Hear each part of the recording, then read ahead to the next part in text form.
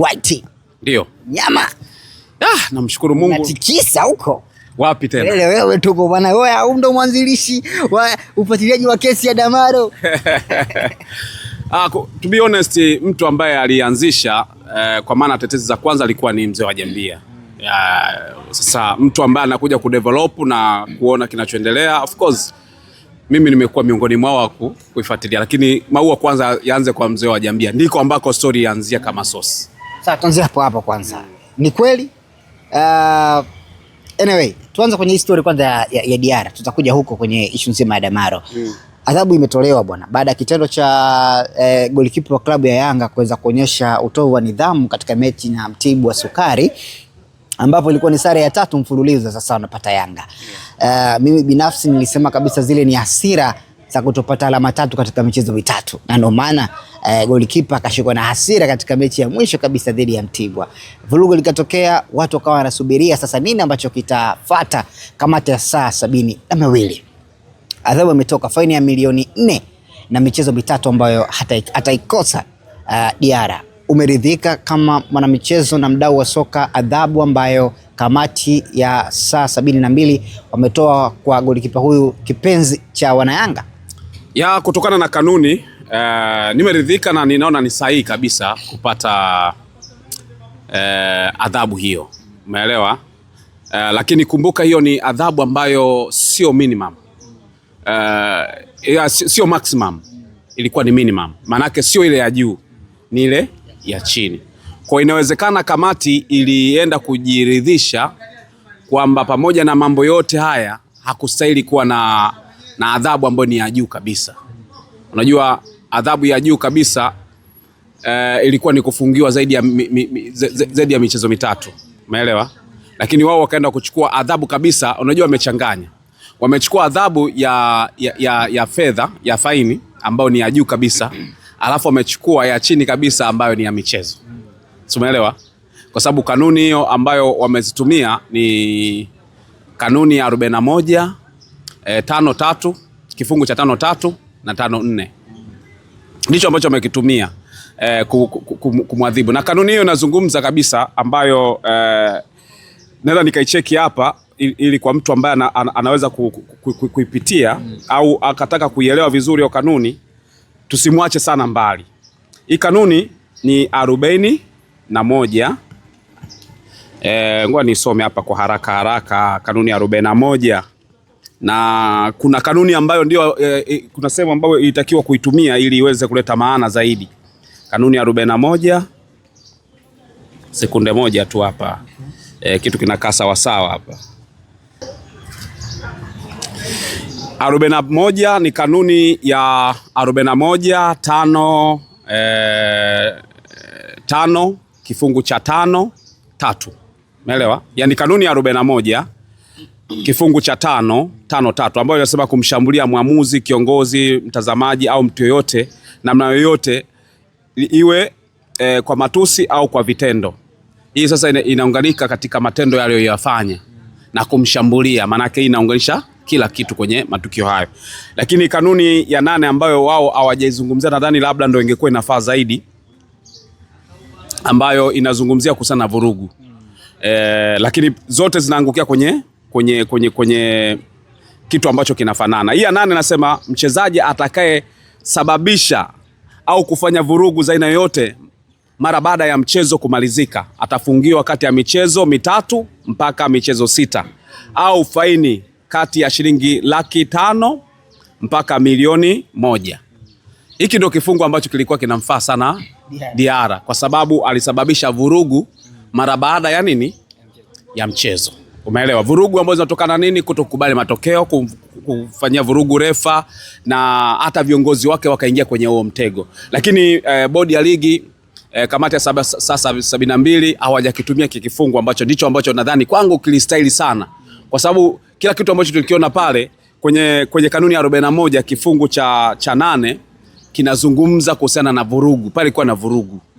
Kwa hiyo itakiwa pia hukumiwe kwenye kifungu hiki, kukosa michezo mitatu na au mpaka 6, na hiyo pesa ambayo obviously ukiangalia ingekuwa ni ndogo sana kuliko hii ambayo amepewa sasa hivi. Lakini kwa sababu ilikuwa ni vurugu, kulikuwa na sababu ya kukitumia kifungu cha 41(8) cha kanuni za TFF, lakini wao wametumia kifungu cha 41(5) ibara ya kwa maana ya 5(3), lakini pia akatumia na 5(4) ambao 5(4) nasema kufanya vitendo chochote cha aibu kama vile kukojoa uwanjani, kukataa kupeana mikono na mgeni rasmi, waamuzi wa mchezo wa timu pinzani, kutoa au kuonyesha ishara inayoonyesha matusi. Sasa hapa amechukua kwenye ishara ya kuonyesha matusi, yani kile ambacho alikionyesha yeye. Lakini ya 3 na ya 4 zote zinafanana, kwa sababu pia kuna vitendo vya matusi pia vimeonyeshwa kwenye hiyo sehemu. Kwa hiyo kiujumla bodi kwa kijumla kuzungumzia kamati ya saa 72 kama kamati ya uendeshaji wa ligi kuu Tanzania bara, wametenda haki na wamehukumiwa. Sema kuna kitu kimoja Beni ambacho mimi kimenishangaza, kiachana na kanuni ambayo imetolewa, lakini ni kwa upande wa wanayanga wenyewe. Yani ni aibu kubwa sana kwa upande wa Yanga kile ambacho wamekifanya, hasa mashabiki. Lakini uongozi umekaa kimya. Unajua taasisi yoyote yenye nguvu lazima ikae kwenye misingi ambayo inakuwa na mwongozo sahihi. Haiwezekani kila mmoja akaweza kulifanya jambo la kitaasisi from nowhere tu akalifanya jambo la kitaasisi. Adhabu zimetolewa kutoka bodi ya ligi, sawa, kwenda kwa nani? Kwa mchezaji ambaye ni Diarra. Wanatokea mashabiki wanasema tunachangisha pesa kwa ajili ya kumlipia. Tukianza hili la kumlipia, mimi naona ni swala la kishamba na ni swala la kwangu mimi naona la kipuuzi kabisa. Kwa hiyo unaungana na Manara? Naungana na Manara kwa 100%. Hili swala halitaki kuona kama ni utaratibu. Umeelewa? Hata kwenye klabu haitaki kuonekana ni nini? Ni utaratibu. Kwa sababu Diarra amefanya makosa. Kwa nini asiyafili makosa ambayo anafanya Diarra? Of course kwa pesa ambayo anaipata Diarra kwa upande wa Yanga ni hela ndogo sana. Kwa hiyo ambayo milioni 4 kwake ni hela ndogo sana. Lakini lazima ajifeel pain kwa kile alichokifanya kuigharimu team. Umeelewa? Lakini itakiwa iwe ni message ya kuambia wachezaji wengine kwamba lazima tuwe na discipline. Ukifanya hivi utapata madhara haya ambayo utapigwa faini na michezo kutokucheza. Si unanielewa? Ni kitendo ambacho mimi sijaungana nacho hata kidogo. Haiwezekani mchezaji atokee from nowhere amefanya makosa alafu mashabiki wanasema tunamchangia. Mnataka kufundisha nini jamii kwenye swala la makosa? Kwa mimi ninaona swala la kwenda kumchangia Diarra ni upuuzi. Yaani hakina maana, hakina faida. Mnalemaza, kuna kina Ninju ni vijana wadogo, kwa sababu yuko Yanga na kufanya kosa akajua atanichangia, au hili swala litaenda kwa wachezaji wote wakifanya makosa atakawachangia, au kwa sababu ya Diarra. Yani ni kitu ambacho amekifanya, lakini kitu ambacho kinanishangaza zaidi ni kwa upande wa nani? Wa viongozi. Engineer Saidi, hii kitu amekifurahia cha kila alichokifanya Diarra. Kuto kufurahia kwa Engineer Saidi kunaonekana toka alipoenda kushuka kutoka juu na kushuka chini kwenda kumtuliza pale chini. Si unanielewa? Je, ifunikwe hivyo kwa sababu ya kumchangia alafu mambo yaendelee kama alivyo? Yaani kama Yanga hawatatoa statement kwenye hili swala, hasa kuambia mashabiki kuachana na lizozi mara moja au kuwapa utaratibu ulio sahihi, mimi nitaiweka ni moja kati ya taasisi ambazo hazina uongozi wenye mfumo mzuri wa kitaasisi. Wanasema ni ngumu kuweza kumcontrol shabiki kuliko mwanachama. Kwa hiyo kwa Yanga hawa ni mashabiki, sio wanachama, na ndio maana mashabiki wao wenyewe wameamua, sio wanachama, ni mashabiki. Mashabiki wameamua. Kwani Yanga hakuna mfumo wa mashabiki ambao unaongoza mashabiki? Kwa sababu taasisi ndio inaiongoza Yanga, kwa maana mashabiki wote ambao ndani ya Yanga wana follow utaratibu ambao uko ndani ya nini? Ya Yanga. Sio, unanielewa? Kwa hiyo mimi naamini kila kitu ambacho Yanga wanakizungumza mashabiki wanakifuata. Kwa itakuwa ni kitu cha ajabu kumuona eti shabiki anaibuka na sera zake ndani ya klabu, ndani ya taasisi. Kitu ambacho mimi nadhani sio kitu kizuri. Kwa sababu gani? Diarra kafanya makosa, umeelewa, ambayo yametoka kwenye kamati ya masaa 72 au kamati ya uendeshaji na usimamizi wa ligi kuu Tanzania bara almaarufu kama kamati ya masaa 72. Hamjaridhishwa nayo kwamba hakukuwa na makosa au nini? Sababu ya kwenda kumchangia Diarra ni nini? Ni kwamba kuona kwamba Diarra hana hela? Kipenzi. Diarra ni kipenzi ambacho kinasaidia nini sasa wakati amefanya makosa ambayo anatakiwa kuadhibiwa? Adhabu ina maana unaweza ukaniambia kwamba kamati ya masaa 72 wao walikuwa wanataka tuela au walitaka kumfundisha Diarra kwamba ile ulichofanya kiwafundisha watu wengine? Watumia akili kidogo. Yaani watumia akili kidogo. Yaani sababu ya faini na adhabu ni fundisho la kwamba hiki ulichokifanya kikuwa sahihi, hata kesho ujisikie kwamba hiki nikikifanya kitanirudia kile ambacho kilitokea kipindi kile. Maana yake ni kwamba kwa upande wa Yanga wanataka kuentertain utovu wa nidhamu ambao Diarra aliufanya. Wanasema kuna propaganda inaenezwa chini chini na klabu ya Simba Sports Club kwa ajili ya kuweza kuhakikisha huu ubingwa kwa mwaka 2025-26 msimu huu waweze kuchukua. Kwa hiyo kwa hali yoyote ile ambayo watakayokutana nayo Yanga, basi kuna namna ambavyo lazima ikaziwe mkazo. Ndo kama hii issue ya Diarra inaonekana nyuma kuna watu wanakalia mkazo hasa kwenye hii adhabu walioipewa kwamba ni ndogo, kwamba ni ndogo kwa Diarra, lakini pia kuchangiwa kwa mashabiki imekuwa ni issue wakati yule ni mchezaji wao, ni mapenzi yao kama mashabiki. Inawezekana wakawa na hoja kwamba adhabu ni ndogo, lakini madam liko ndani ya kanuni hakuna namna, kwa sababu kanuni zipo, ziko wazi, na kanuni zipo kwa kila timu. Maana hata Simba atapita kwenye kanuni hiyo hata kama amefanya kitu gani, madam matendo atakayoyafanya yanahusiana na kanuni itafika huko. Lakini watu waelewe kwenye hizi adhabu zimetoka adhabu mbili. Adhabu ya kwanza ni ile ambayo inazungumzia kuhusiana na vitendo vya matusi. Sawa ametoa adhabu yake ambayo nao ni milioni 2 na mechi 3, lakini pia imetoka nyingine ambayo pia inazungumzia kufanya vitendo vya kumvamia mwamuzi na vitu kama hivyo, nao vimetoka katika mfumo unaofanana, si unanielewa? Kwa hiyo kuna adhabu mbili. Kwa wanaosema kwamba itakiwa iongezwe zaidi, labda walikuwa na hoja kwamba kutokana na adhabu ziko mbili, itakiwa hii kama ni mechi 3 na hii mechi 3 maana yake isha adhabu moja katika mechi 3 alafu ije mechi nyingine katika mechi 3. Wanaweza kawa na hoja, lakini tunaweza tukawauliza bodi ya ligi, kwa nini adhabu zote imewekwa kwenye kapu moja? Ni kwa sababu ya hekima au kwa sababu ya nini? Hii tunajaribu kuhoji tu, kwa sababu ili hata mchezaji mwingine kimtokea wasije katenganisha adhabu, labda mtu kampiga makofi mtu, si ndio? Alafu kamkanyaga mtu, adhabu zikatoka zote pamoja. Alafu huyu akasema kwa adhabu hii atakaa miaka kadhaa 3, huyu 6, kwa unajumuisha 9. Lazima kuwepo na tofauti kwamba kumbe wastani wake ni hii. Ukifanya kosa la mara moja zinahesabia kwenye tukio moja pengine, lakini hata wanaohoji wana maana kubwa. Lakini Beni, kuna kitu ambacho kinanishangaza sana, ambacho nakishangaa. Hawa Yanga kwa nini hajatoa adhabu kwa ajili Diarra mpaka dakika hii? Adhabu ya kutoka ndani ya klabu. Kwa hiyo unataka kusema kwamba Yanga nao wanapaswa kuweza kutoa adhabu kwa Diarra? Yes. Uongozi wa Yanga ni taasisi kubwa. Ulitakiwa uchukue hatua kwa ajili Diarra kile ambacho amekifanya. Kwa sababu ukiangalia hata vilabu vingine, angalia kama Al Hilal juzi hapo kati. Mchezaji wao akazingua, wakampa adhabu. Na hiyo kwenye vilabu kuna utaratibu kabisa wa kufanya nini? Wa kutoa adhabu pale mchezaji anapokuwa amekosea. Hebu niambie, kitendo ambacho alikifanya jiji Diarra, wewe kilikufurahisha?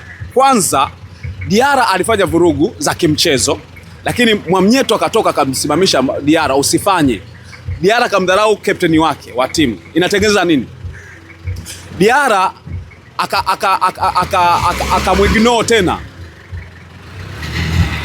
Akaenda kumuignore tena manager Walter Harrison. Hiyo inapisha gani? Mpaka wanakabana. Walter Harrison anamrudisha, anamdharau. Maana yake ni nini? Inaonekana tabia ya taasisi ndani yake haina kuheshimiana. Hiyo yote anaionyesha nani? Diarra. kwamba anamdharau meneja wa timu ambaye ni Walter Hudson.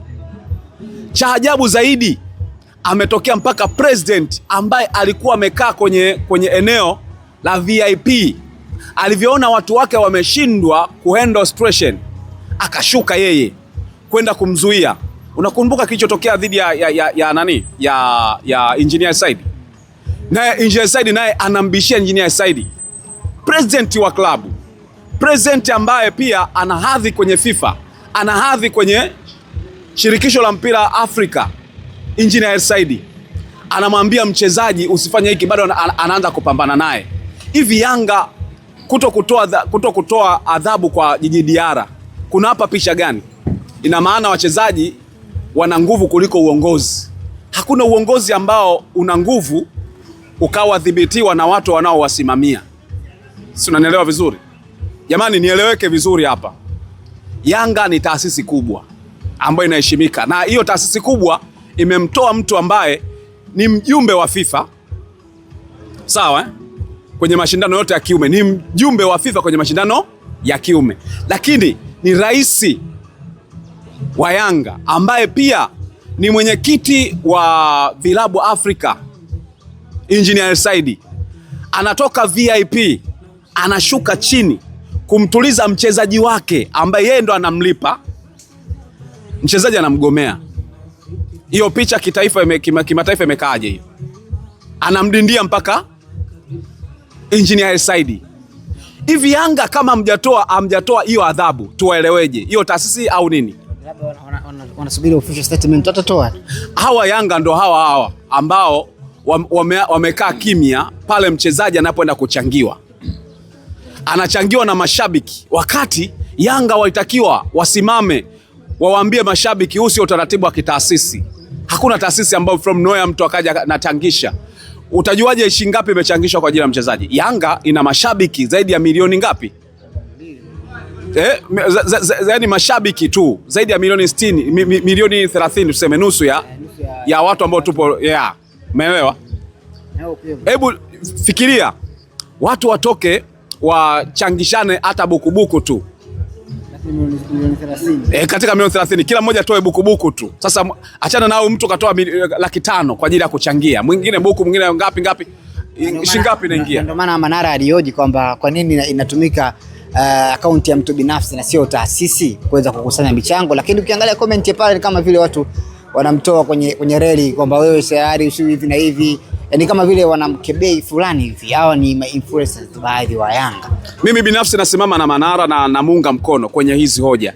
Siku za hivi karibuni Manara amekuwa akiuzungumzia mpira, yani hajakaa kwamba nataka nizungumzie timu. Kuna watu ambao hawana black and white.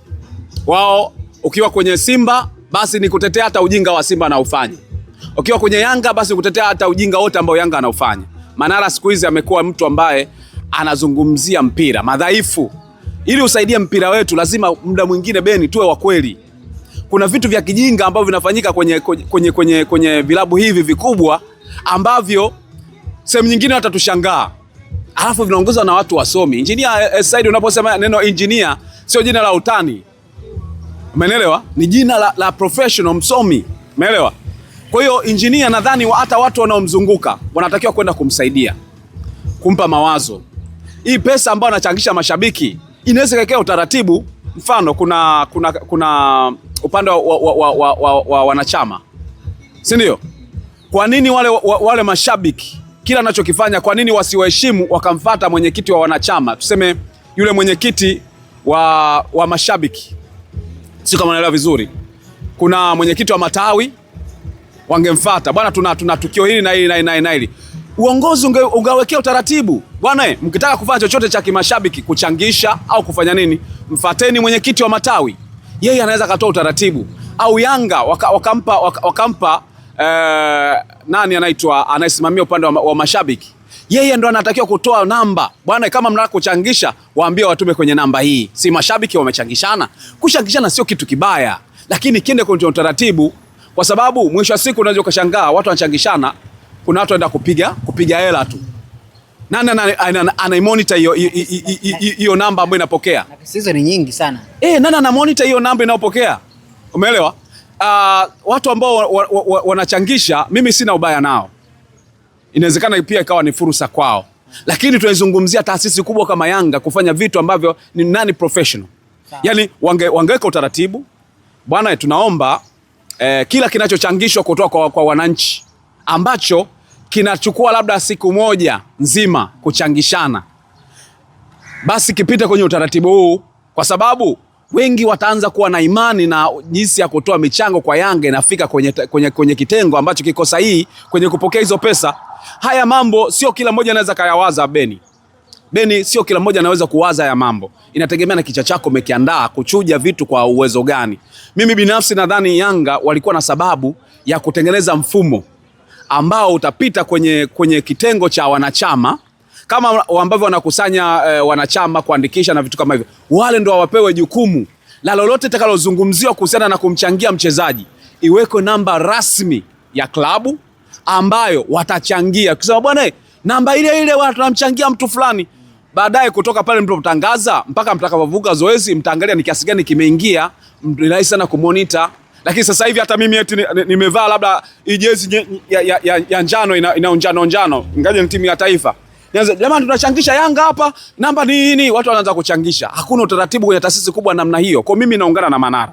Vitu vinavyofanyika ni vitu ambavyo mimi siungane navyo mkono. La kwanza kwa kucement swala la uongozi wa Yanga kwa kutokumpa Diarra adhabu. Yani inaonekana kama inaonyesha udhaifu wa maamuzi ndani ya klabu, hasa kudhibiti wachezaji. Ni udhaifu wa taasisi, utaonekana hivyo. Lakini kitendo cha kuacha mashabiki wakusanye pesa, yani bila utaratibu wote, mtu anaweza kaibuka asubuhi akakusanya pesa alafu baadaye mkamkuta kwa kwenye baa anatumia hizo pesa, hamna namna yote ya kucontrol hiyo pesa. Ni kuifanya Yanga ni kama kijiwe, sio sena taasisi kama ambavyo inatakiwa kuheshimika.